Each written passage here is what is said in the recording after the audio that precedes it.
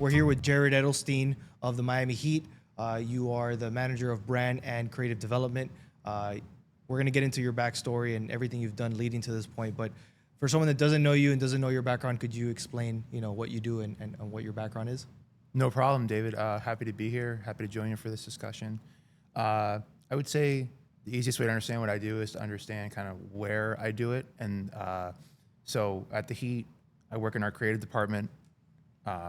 That's a team of myself. We have some ops managers. We have graphic designers. We have an art director. We have a creative director. Then we have a whole team of motion animators. And I would just consider that whole collection of people as basically a creative agency within the Heat organization, as well as Kaseya Center.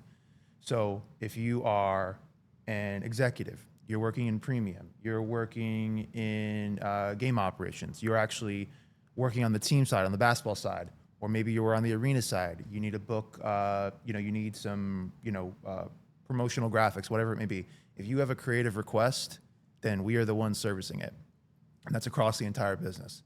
Where I come in is, as the title kind of vaguely indicates, I'm sort of the glue guy, if you will. I started primarily as a copywriter. I was hired as the Heat senior copywriter, and still very much function in that capacity. But as far as what I do on a day-to-day, it's all just finding ways to organically connect things, to smooth it out, to make sure it's consistent with what we would put out, to make sure it's consistent with history. To make sure that we're using the right set of words, we're evoking the right tone, things are landing in the right way. So maybe I'm not in the nitty gritty of a graphic, if you will, but at some point I'll see something and say, maybe this would work better or that would work better. Really giving something a sort of conceptual backbone.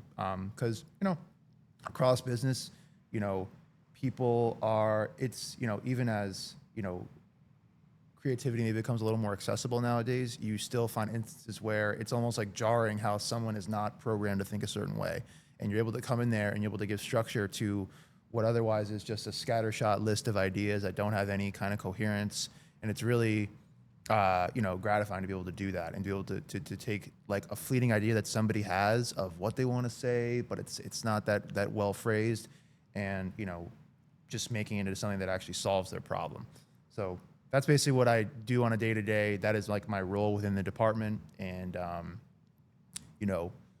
that can range from something as specific as just writing an email that's going to our season ticket members on why they should renew. That can go all the way from there to something as big as what's going to be the story for our uniform campaign. So, to pull out the old cliche, no 2 days are the same, they really aren't. Mm-hmm. It can be very nitty gritty some days, very much like, let me get through all this copy that I got to write for, social. Other days, you're able to take your time a little more, to kind of think through what's this big overarching kind of idea of something that's going to play out in the season. Got it. And when it comes to your background in copywriting, you entered as a senior copywriter.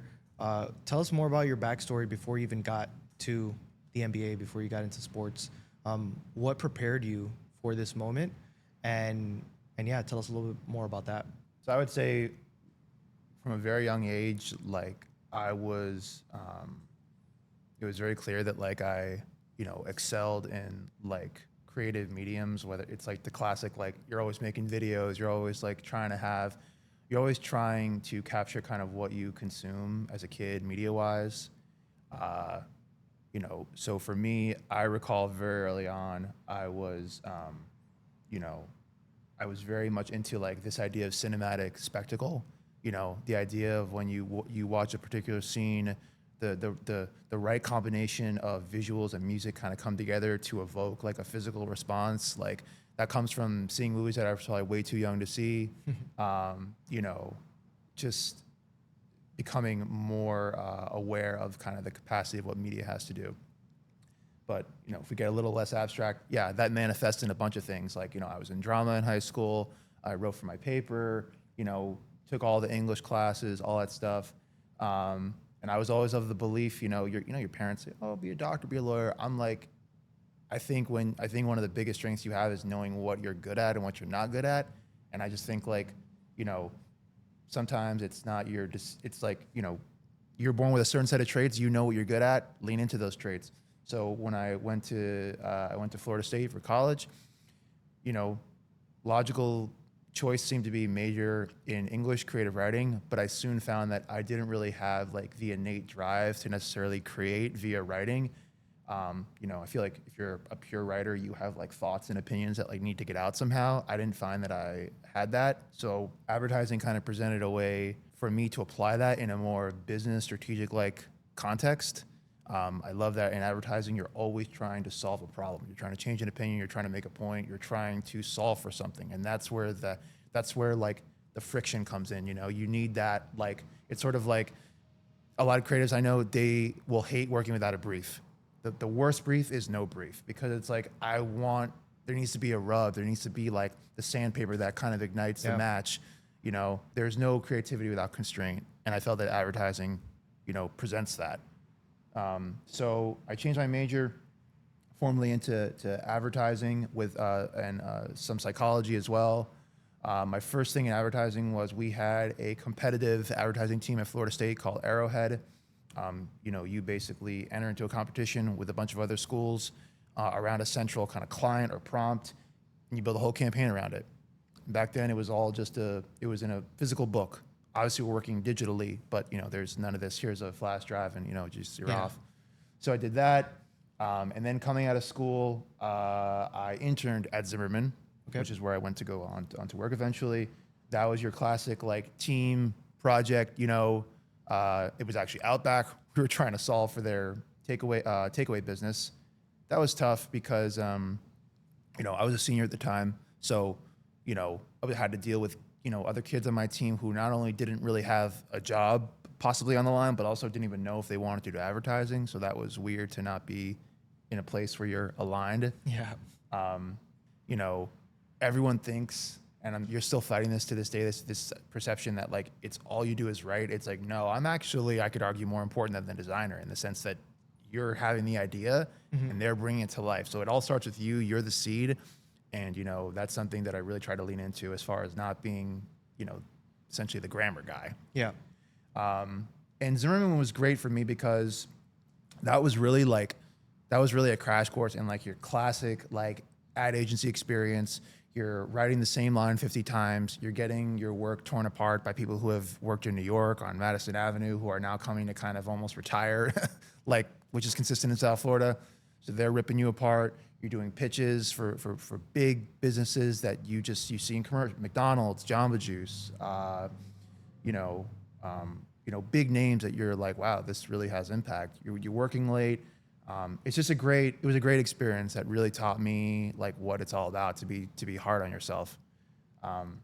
Did that for a few years, and eventually, you know,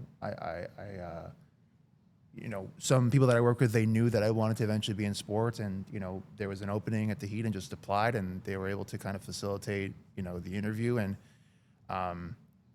you know, the interview was sort of the culmination of a lot of things. I should have mentioned probably early in the story. I started going to games in 2003. And, you know, Great time. yeah. And I always go back to this idea of like, when you are sort of born into sports consciousness, has such an impact on your relationship with the sport, with the teams, all that stuff. So 2003, that is such an important time, obviously, for the Miami Heat. We just get Dwayne Wade. I have basically no prior experience with the team to this. You know, you're coming off of an NBA where it's like dominated by Shaq and Kobe and Jordan. So like you're really kind of coming into an existence, like a sports consciousness that is already in the afterglow of like some incredible figures, like the late 90s MJ, the turn of the century Lakers. Like it's like so, you know, fertile for a young mind to like soak up and understand like, oh, this is like what this sport is capable of. So I started going that year with my grandfather, season tickets, lower bowl. It was amazing to see just, you know, everything happen.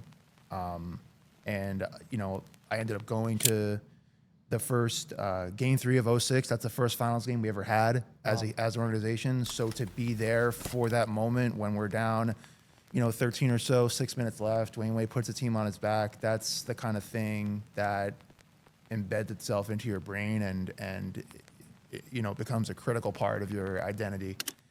So obviously having those experiences, as a kid, combined with kind of where my natural talents lie, this was always sort of like what the universe was kind of pointing me toward. For sure. Yeah, and I think that anyone who grew up in Miami or was an avid fan of the Miami Heat in that era, that game, that game itself, Game 3, just like you said, it's ingrained in your head. Like I remember burying my head down, up, almost on the verge of tears, thinking like this is over. Like we go down 0-3, there's nothing we could do, and for that to change the course of history and them to win 4 straight as a result is like probably the biggest sense of pride if you're a basketball fan in Miami. And I felt that growing up, and I feel a lot of people in Miami felt that. And obviously, it planted the seeds for the organization to finally say like we are a championship organization that had its course in later years. But going to that point, I want to know a little bit more about your relationship with basketball in general. Did you grow up playing it, or did you just, what was that like?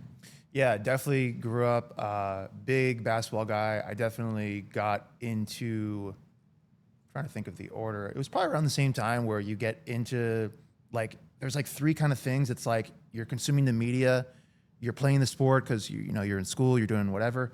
But then also a big thing is you're playing the game, the video games, and I feel like video games is like a huge component in learning to appreciate and understand a sport because you're actually playing it. You're making tactical decisions. You're experiencing it in a way that reinforces the rules, the players. Because if you play as a guy who's good in the game, he's likely good outside of the game. So that kind of all converged for me at once, and definitely played a ton. Played on teams. I played, I played a year of varsity in high school. Not that I was really any that good, but yeah, always played. Went to actual heat camps. Just loved competing. Competing and kind of exercising. And no, definitely not as big of a role anymore. But the game you definitely learn to love. It's it's a wonderful game, and just that flow you have when you're with teammates, and no, it's great. Obviously, key in kind of what I've become. Was there a moment that switch flipped for you when you started attending games and you're like, I hope, or I really want to work in sports. I want to work for this team. Was there a moment that made you realize like I want to be in the creative world as well? Like you mentioned that you were in drama, that you always kind of like had this inclination for it. Like, what were those moments in your life? Because it's never a singular moment, but it's always like these sequence of events or these kind of like spread out events that kind of connect that make you realize like I want to be in this world of whatever this is called. At that point, you probably don't know how to identify it. Yeah, I would say, it's really not until college that you obviously have to kind of pick a path and kind of pick how am I gonna make a living. And for me, it was kind of a very simple choice. It was, I come from a family of, mostly lawyers and, other, sort of more traditional, occupations. And I just kept going back to like, could I make it as that? Could I work hard, and all that stuff? Absolutely. But like, that's not leaning into like my natural talents. And I want to give my best self a go, a proper go before I maybe revert to something that is arguably more work intensive, but a little safer, if you will, as far as like the risks you're taking on your own ability. I didn't consider that a bet on myself. I consider that a bet on myself to be able to work hard, which I think anyone can do. I think to work hard is one thing. To be able to chase a talent and a passion is a total different ballgame. And I have a lot of respect for people who do that. But I wouldn't say there was like a one moment that clicked. It's just it wasn't a rash decision. It's a culmination of a series of events, multiple instances where you realize, oh, I can really communicate better than most people. Oh, I can put together a vision better than most people. I can do things, not that you have superpowers, but it's clear like when you can do something at a higher, more proficient level than other people, you want to lean into that. So, just being in college, understanding what was being asked of the ad industry at that time, it felt like a good idea. And I would say the writing part was first. Like I knew I was technically proficient at that, but then, I think the idea stuff, that's where you really have to start working out, so to speak, Yeah. really kind of understanding, what is conducive for your creativity, what are the exercises you can do to actually, manufacture creativity, more just like putting yourself in a position to have those ideas. But as far as like a light switching on, I don't know if that happened. It's more Yeah. just kind of a gradual sense of knowing who you are and where you excel. For sure. And as you found your way into working with the team and going from senior copywriter to your current role, what was that transition like from, I guess, being a contributor on the copywriting side to now like overseeing a team and like having to manage personalities? Like what has that been like for you? What are your takeaways from that? So, well, to be perfectly frank, I don't really manage anybody. I don't have any direct reports. It's more so just people kind of deferring to my, experience, expertise, know-how, and just understanding, like, if I'm involved in something, it always stands to benefit from it, and that's kind of how I always am. I would say, within the first couple of years, once you kind of start to really nail down, I'm good at my direct job, my direct responsibilities, you naturally begin to understand, where does this go? Where is this going to lead? What growth is there? And what you quickly understand is that there's not a lot of growth to be had. You have to find that growth. You have to manufacture that growth for yourself. And I'm not sitting here like I've had a million promotions and I'm making a ton more salary than I was at the beginning. But it is just a series of just raising your hand and trying to be involved in any capacity. There is almost a little bit of, fake it till you make it kind of thing. As far as like, during my time, I've overseen the production of like our courts. I've overseen production of uniforms, stuff that is just so far beyond my expertise. But you just kind of focus on what's in front of you and just try to stay on top of it. It's where you almost actually turn off that creative brain and be like, okay, how can I just ensure that this task is completed to the best of my ability? So I guess back to your point is, again, it's understanding you got to carve out your own niche, understanding that if you are just content to do your day-to-day responsibilities, you're not going to grow. It's as simple as that. Anyone will tell you that in sports. If you're comfortable in your own lane, you're going to stay there. And I don't really know where what I'm doing now is going to lead, but you just hope that you continue to compound these decisions, this intention, and it'll lead somewhere good. But I would say a big thing for me was we had one of our people left who at the time was overseeing a lot of the communications between us and the league and Nike. Basically our like a brand contact, if you will. I've since become that person. In fact, I just got back last night from Chicago. We were previewing some new uniforms and apparel. So, in the aftermath of his departure, I've really become kind of a key fixture in just kind of being that middleman between this very insular, homegrown creative department and then the big business of, the NBA and Nike and just retail in general and kind of how we show up, not just on the court, but in stores and all that stuff. So yeah, it's been gradual, but it's just all like, I'm up for this, I'm down for this, and just kind of building your rapport within the organization as someone who can get stuff done. I'm actually curious about on the apparel side, you guys run court culture, correct? Yes. And that is, how is that treated? Is it a department? Is it a separate entity? How does that work within the organization? And then obviously all the amazing stuff that you guys create within that organization. So core culture is one of the biggest like case studies, success stories that we have, I would say. I wasn't around for when it started, but I'm very well versed in kind of what the impetus was. So I want to say around maybe 2016, 17, that area. Obviously that's in the aftermath of the big three. You're an organization looking to, again, just based on what I know now, you're obviously, you are maybe gotten used to a level of success, financially and brand wise that you obviously can't replicate without, LeBron James on your team. And at the same time, they were also encountering this problem of walking into a store and being greeted by merch that just did not feel of the area and for the fan base. It's a lot of third-party stuff, a lot of, not to, speak ill of our partners, but, it's a lot of stuff that just feels very adjacent to the brand, very much like, here's our toolkit and now just kind of do whatever you want with it. Didn't feel, intentional. So we saw an opportunity to create Core Culture, which is now the, billed as sort of the official lifestyle in-house brand of the Miami Heat. And basically what we do is, this is, we say it in our log line. It's for Miami, by Miami. These are our actual Heat employees. It's not someone off, in a design studio off in Ohio. These are people who live and breathe the brand. They love the team. They come into work every day. They're from Miami. And we use that. Core Culture allows us to be a lot more nimble in that, not just design-wise, but logistically. If Ben goes off for 83, we're making shirts. If Dwayne Wade's coming back to the team, we're making a shirt for it.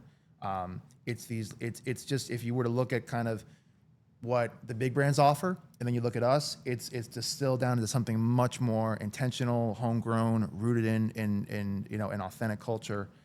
So yeah, it is very much part of our brand, our organization, but it is separate in the way that, we have a lot more freedom to work with other brands, control the story. I'm sure it's a creative, like control is the biggest thing. It's kind of how you ensure, the quality and the authenticity of what you're putting out. Yeah, and I think what makes me really curious about it is seeing the collaborations you've done over the last handful of years, working with local artists, working with other design shops like Duvin. Is it Duvin or Yeah. Duvin? I love that extension and that collaboration you guys are doing. What's the thinking that goes into that? Is it more of like people in your network that you come across that you feel are a good fit, or is it just based on maybe you have some sort of hierarching strategy coming into that season that you want to like, okay, we're doing Vice this year, so maybe we have to do something that's aimed at that? Definitely. I would definitely say, campaigns and stuff, are pretty much the backbone of what informs us as far as what we're going to do collaboration wise. I would say with Duvin specifically, they align well with what we do, as far as like their brand DNA. They're very much like, laid back, casual everyday lifestyle, something very much within the Miami, brand itself. And I know we've done a bunch of stuff with them, but again, specifically with Vice, you can see the crossover there. It's very, slick. It's laid back. So you can see how, the brands are kind of echoing each other there. But as far as like the other brands, we just try to get, we listen to the consumer, you know what I mean? As corporate as that sounds, we do stuff in store with Lululemon. Obviously, that addresses a much more premium athleisure audience that maybe doesn't want something as loud as other stuff that we have. Mm-hmm. They want to project something a little more subtle. Trying to think what else we do. We do Mitchell and Ness. Obviously, Mitchell and Ness owns the rights to all the kind of classic inventory around the league, so it's critical that we partner with them to tap into that, nostalgia, being able to do that. And then, again, if there's a one-off thing that makes sense, I know we did something with West of Chester, if you know them, West of Chester. So, someone in Miami hears that, they automatically know what what they're referring to. Yeah. So, it's a lot of like, what's coming up, but then what are some people that maybe are emerging that just kind of makes sense for us in an evergreen sense. What I love about that is obviously having that local grassroots level of understanding your audience and speaking to the people who are the fans locally. Tell me about the more global and national audience that you guys have. How do you kind of navigate the local conversation versus the more global or national conversation, as there's fans that live outside of the city? Yeah, and it's a great question. We definitely are aware that we are among the most national brands or international brands, excuse me, relative to other teams. Obviously, you have your sort of core, flagship teams. The Lakers, the Warriors have since become huge, the Celtics. But we know that we kind of occupy a unique space, obviously, within the Latin community, Hispanic, worldwide, as well into Europe. we are very mindful of the fact that Miami carries a lot of appeal even beyond just the basketball team. So again, just kind of being narrow in my interpretation here, you'll see that a lot of our stuff says Miami on the front, and that's because we get a lot of international, tourists and fans who attend the games, and maybe they come to the arena, maybe they come to the shop. They're not necessarily thinking Heat. They're thinking Miami, but through a Heat lens. So, it's always understanding, like, yes, we have a whole basketball history, we have a whole brand in that context. Whether it's Dwayne Wade and Pat and Heat culture and hardworking, all that stuff. But we also have an equally as fertile kind of playground on the opposite end, which is that idea of like Miami. If you were to, if you were to kind of consider them as uniforms, you have our core uniform. It says Miami. It's very sort of, I wouldn't say plain, but it's almost professional in a way. And then you have Vice, which is a little more fun, a little more vibrant. That really represents the dichotomy, not just of the brand, but of the audience we're servicing. Because you have these hardcore, basketball kind of storylines and fans, but then you have also a much more removed and casual consumer who, frankly, they see the beautiful Miami script, they want that, and we want to offer them something. Yeah. We're not here to, exclude somebody because they want to engage with the brand in a particular context. We want to, engage everybody who's willing to engage with us, whether it's because of the basketball or because they like the colors. What is it for you that kind of like sparks that idea and converts it into something that's more tangible that can actually be applied? First thing we do, I would say, is the one thing we're always trying to get out of the way: campaigns. And, first and foremost, you're leading with core. Core obviously refers to, your core brand, the classic white, black, red uniforms that you're wearing time and again, that you are, laying the foundation of your identity with. That's what starts it. And, obviously from year to year, it's not an entirely different look. We like to keep, DNA that makes things familiar but refreshed. So you'll see, let's say we have a font family of maybe 3 or 4 fonts. Maybe we'll keep 3 of those, fold in a new one. Maybe it's a different, type treatment, a different texture overlay, a different pattern, things that still feel very much like us, but are maybe presented in a different way. But that's also, you also need to take into account what else is going to be there. Do we have a Vice uniform coming up? Do we have an anniversary coming up? Are there other things visually, campaign-wise, that are going to maybe infringe upon core? And that's where you kind of do give and take. I remember one year we had, I forget the year, but there was one season where it might have been the year we did the culture uniforms, which obviously is basically like our core look, but just like amped up. Like, okay, you want tough? Here's like tougher. Yeah. So we're like, okay, well, maybe this is the year where core kind of takes a little bit of the fun. It is a little more fun, in that way, because you want to present a balanced view.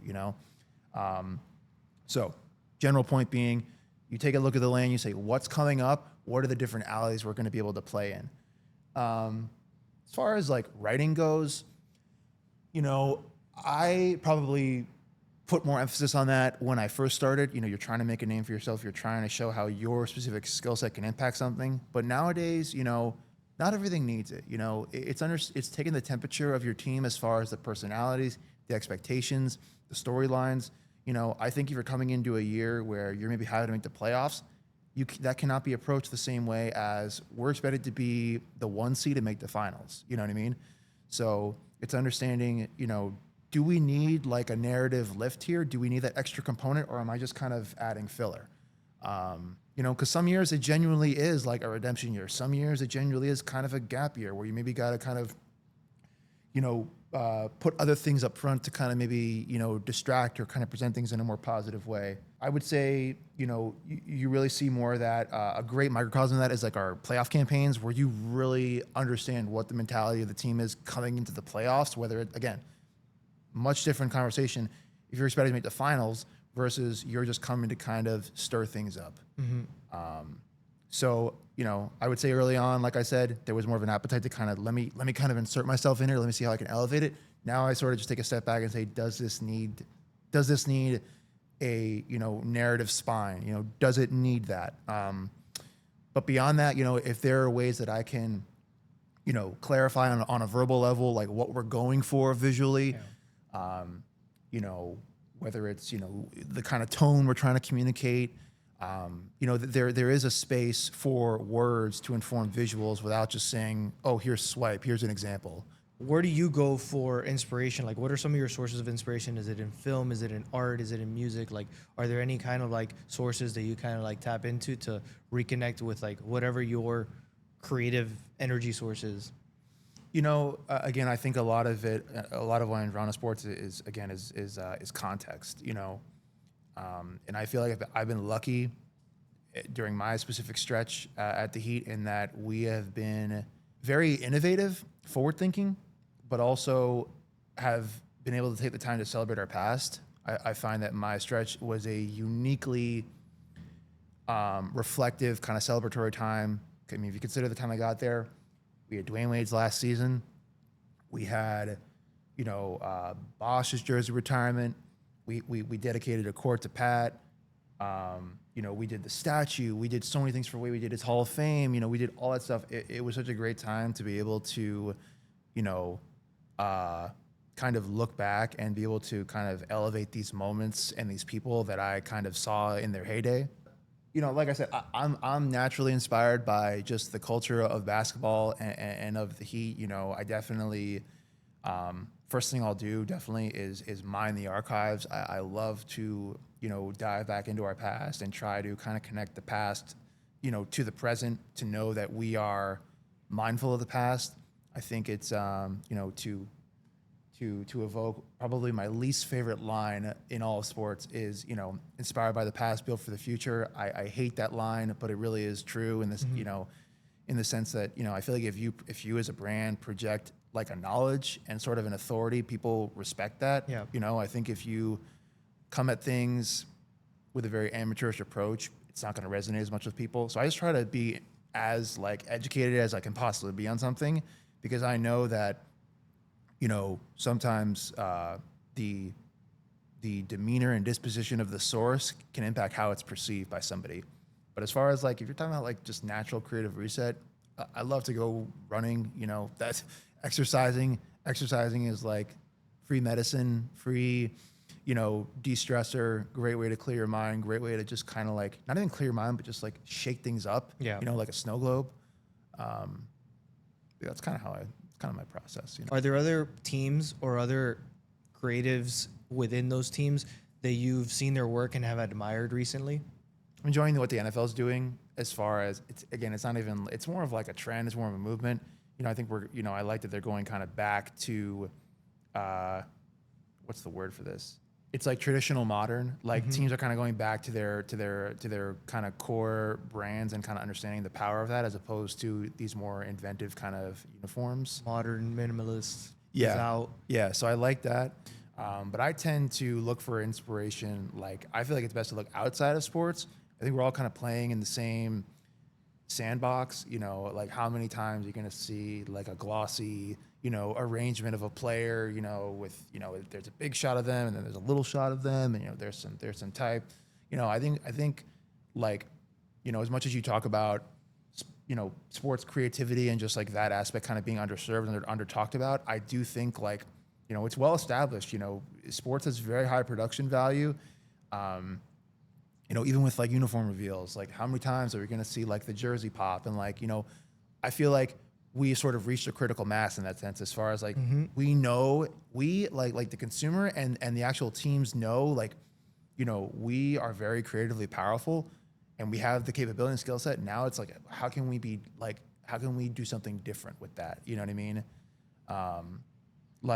If so many times we'll maybe, like we need like an intense, end of quarter, highlight reel to play in arena. And, sometimes what do you see? It's the intense highlights with the epic music. It's like, there's got to be a different way to evoke emotion now. That can't just be it. So I'm looking, and I think we're moving in that direction. It's never instant. It's always gradual. But I'm finding like, yeah, there are ways to evoke emotion and resonate with people that are far beyond the traditional sports, like intensity, like tropes, you know? So That's what I'm like most kind of hopeful about, and I'm sure there are teams doing that. I wish I had examples, but I would I say, feel it. yeah, I've seen. I would say even in baseball, I've noticed that like the New York Mets, they have done like this shift in their broadcast where they're almost like filming it and Yeah, compositing it in a very yeah, cinematic way, and that's like a different take than what you're used to seeing in some of those arrangements. I know that the Cleveland Cavaliers, with some of the way that they've gone about photography and some of their graphics too, they brought in that creative director to kind of like yeah. give a new take on it. Some of those things, even like the Sixers going back to the early 2000s look, having that kind of like grungy, kind of urban look that they were trying to evoke with the kind of photography that they. Yeah. I love seeing that kind of stuff, and that's like going to the core of their identity. A little bit of AI. Allen Iverson, not AI, because I know there's a confusion now, but that kind of stuff is what's cool to see, and for each team having it contextually done, or just having like bringing someone in that can provide that new lens to the team and the way it's covered. Absolutely. Think about people you've worked with as well as the people that are trying to enter the space. What would you give as advice to a creative looking to get into sports, and some of the misconceptions that you probably had getting into it? You know, we talked about beforehand that, you know, sometimes there's this romantic appeal to what it is, and then there's a reality, and obviously there's perks. But you know, what is that? What would you kind of tell a creative that's looking to break into sports right now? Well, it depends. You know, I think, you know, there's no shortage of a demand for, you know, visual artists. You know, I would say that's probably your easiest entry point. And to that, I would have advice that's no different than any other creative, and that's just, you know, have a book, have a portfolio, have a, you know, do the work that you want to actually do. You know, it's similar to like, you know, dress for the job, you know, you want, not the one you have. It's like, you know, if you want to work on Nike commercials, make a Nike commercial. You know, like do it. Especially nowadays, like there's no excuse to feel like you don't have the resources to, you know, showcase you know, your talent. You know, as far as someone like me, I would always champion employing a copywriter, you know, to a sports team. I think, you know, the amount of generic messaging and just like cliches out there, like it really disappoints me, because I see such great work that is then not supported. It's not only supported, it's actually dragged down by just recycled stuff that it's like, you guys had a great story here, a great angle, and you're just kind of treating the words as throwaway. So, you know, as far as like opportunities goes, I would say like if you're someone out there who like you love sports and you feel that you, and you know, maybe obviously I would suggest, you know, you can become competent in design and capable in that area.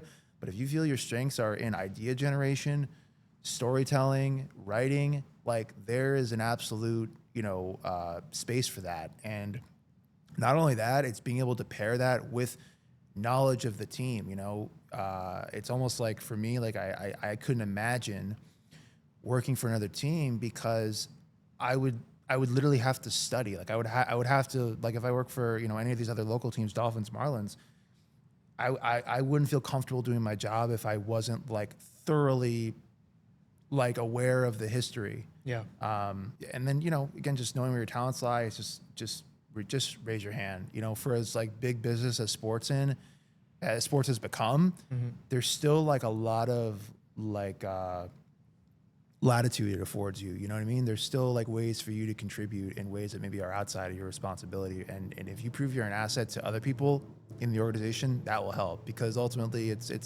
you know, like you said, there are certain realities that become, you know, that rear their head, and that is, it's a business, you know. Yeah. And if you can show you can impact things on a business level, that will, you know, that will serve you for sure.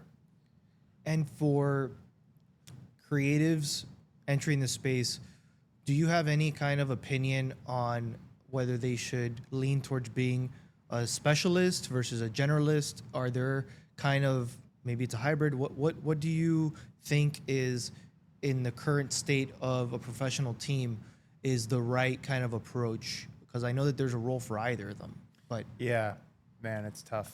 I mean, I would, boy, it really is like both, honestly, because you know, like, if you're a videographer, I would say everything is going to serve you, shooting, editing, producing. I mean, ideally you can be someone who can kind of take their project from start to finish. That's kind of what I'm striving for. Maybe I'm not in the editing bay, maybe I'm not out there shooting, but like ideally I would be involved at every step of the process. And it's feeling like you're not completely out of your depth at any stage. Maybe I'm not there cropping things, maybe I'm not actually color correcting, but I have an eye for what's working and what's not working. So it's almost like I would say, have the one or two things that people know they can come to you for that kind of make you indispensable, but then show a capacity to be competent in other things as part of that process. I feel like if there's a part that I feel out of my depth in, like I'm like, oh, I'm going to leave it to those people. That to me is like a red flag of like, oh, maybe I should kind of learn a little bit more about that. Mm-hmm. Yeah. And almost like in my journey, what I've kind of seen as the trajectory or the way that to kind of look is like, let's say you're in college or you're younger, you study generally what the industry or what that position entails. Yeah. So there's more of a general, broader appeal. And then you find the more specific areas that you can probably carve into. And that might, like in your case, copywriting was the way in. Yeah. And the way that you kind of focused. But then as you got in there, then you started broadening again by spending time with these different areas. So it's almost like it's not just general or broad or specific. It's more of like it depends on where you are in your path. Definitely. And then, I think it's a constant modulation of opening yourself to, more things. And then within that, and then closing the aperture and then focusing, I think, it's not this linear path of like, oh, I'm going to start general and then specific. Well, then you're going to end on one thing. Yeah. And that's going to lead you to a dead end. It's this constant, flow of opening and closing, I would say. Now, in terms of the work that you've done with your time with the Heat, are there any campaigns that you've worked on recently that you're very proud of, that you feel just the amount of time that you and your team put together to make it come to life? Like, what are one or two of those campaigns recently that you feel deserve their flowers? So I would say, one of the biggest, I would say like the first campaign that I felt that I was actively like really kind of helping bring to life and contributing and assisting was Vice Wave, that was our fourth Vice uniform. And that came in my second season. And that was at a time where we had sort of played out the whole slick, like nighttime Miami Vice thing, like dark shadows and stuff. And we really felt that this was a time to sort of refresh Vice in a familiar way. And, we basically took the approach of just kind of flipping everything, where we tried to make the campaign feel brighter, a little more inclusive, a little more reflective of this different side of Miami. And that's not as simple as just, okay, make everything blue, make everything brighter. There has to be a little bit of a theme to that. And I think if you ask anyone on my team now, that was their favorite Vice campaign, where it really showed like we can make this look dramatically different, but also still feel very much within that playful kind of vibrant retro world. And I feel like I had a good hand in that. The second one I would say was Mashup. That was very cool. That was probably the most innovative thing that we've done, I would say. Yep. It was the perfect fusion of like, you need to be so buttoned up on your history as far as like, what are these numbers from? When were they worn? Who wear them? What's the story behind them? But then also, leaning into this idea of innovation. No team has ever done this before. You can never customize numbers like this. And it was, and to communicate that also in a way that resonates on a retail level, that was just like the perfect project as far as like, I know the brand, I know kind of where all these disparate elements come into play. And I felt that I added a lot of, structure, and I was able to kind of wrangle that for everybody. And then the third one I'll mention, which I think is definitely the most polarizing thing that I've worked on, would be the culture campaign. And I think we learned a lot of valuable lessons with that one. for me at least, that was kind of taking what to basically the outside world was kind of like a buzzword and really giving it the meat on the bone that it deserved. You know, I was not content with rolling out something that just kind of lean into these, you know, athletic cliches like intensity and you got to work hard. Like, what is something actually proprietary that we can kind of mine here? And I wouldn't say all of it kind of maybe manifested itself as far as what you saw in the merchandise in the campaign, but internally that was very gratifying to be able to kind of like codify something that the average person would say, yeah, it's Pat Riley and Armani suits and working hard. Like to be able to actually give a structure and a meaning to what is behind hardest working, best conditioned, most professional, that was really gratifying. But then the issue was that at the end of the day, you know, the jersey is your hero. You know, that's your hero product. And when that doesn't resonate on a visual level, you know, things will play out accordingly. And we found out that, you know, that was our city edition jersey. We found that was a much better lane for us to sort of tap in more to city-centric stories, something that has a little more legs internationally, to our point earlier about, you know, Miami. And that was basically like, you know, we shifted from a city-centric story to a basketball-centric story. And, you know, that played out as we expected. And, you know, it was very insightful as far as like, you know, for me, it was a reality check of, you know, of like, you know, you can, you know, cultivate something and manicure it like with all the love and respect and attention you can have. But ultimately, like, you know, the audience is not you, you know, they're appeased by and receptive to, you know, things that are frankly just a lot simpler. Like, does the jersey look good? Does it look cool? Is the campaign cool? So it's always a good reminder knowing like, you know, for as much as you love the brand and you love things and it's important to you, you need to understand like, what are we here to do? And that's to sell things. So very loaded question, but that was a very kind of insightful experience for me as far as like the work you put in versus how it gets received. Yeah, and I think that something that maybe casual fans aren't as in tune with is the process of like, you're not just rolling out a jersey, you're not just rolling out like a new typeface or a logo that goes on a jersey. The entire rollout campaign is crucial to that. Like, I remember at first seeing leaks of the mashup and I was like, oh, I don't know how I feel about that. And then when I started seeing the actual rollout, how the numbers and letters would glitch in and the way it was motion designed to kind of like illustrate that it's like, it's bridging that future and past in a way that is contextual and just like visually made sense, that I started to fall in love with it more over time. Yeah, that's funny you say that because that was a big thing that we push for and we still push for, which is, you know, this, we like to have a delay between the unveil and then the on sale, because that gives us sort of this little purgatory, you know, 2-3 day period where we're able to tell a story, to give you rationale as to why things look a certain way, to, you know, sort of, you know, help you drink the Kool-Aid a little bit. And that was key where, like you said, this thing comes out, basically looks like a mess, you know, it's a mishmash, but there is intention behind everything. And, you know, once we're able to give that context, you know, it really helps. And yeah, I think to kind of wrap it up here, are there any, you know, parting thoughts that you have, anything that you're excited about going into the off season, going into next season with the team or with your work and your team right now that you'd like to share? Well, I would like to share, but I can't legally. Sure. But what I will say is this season, you know, particularly this season, we are going to have something that I think is going to really, really get fans excited and really resonate league-wide, worldwide. It's big. So I'm very excited for that.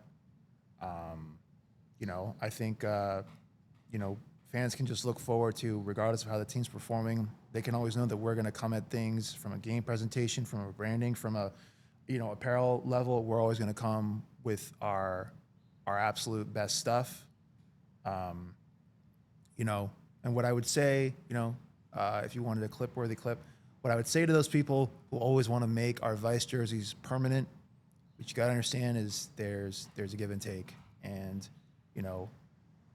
that's very much part of our strategy as far as having those core looks, but then being able to flex into, you know, these more fun, you know, brand adjacent looks That's really what, what makes those things special, and that's really what drives our our business. Because because I know that alternates and all that stuff, there's such a big talking point nowadays, sure. but there's very much a reason behind why teams are intentional about that. Cool. I think that wraps it up. Thank you for your time. I appreciate you, Jared. Yeah, no problem. Happy to be here. Thank you. you.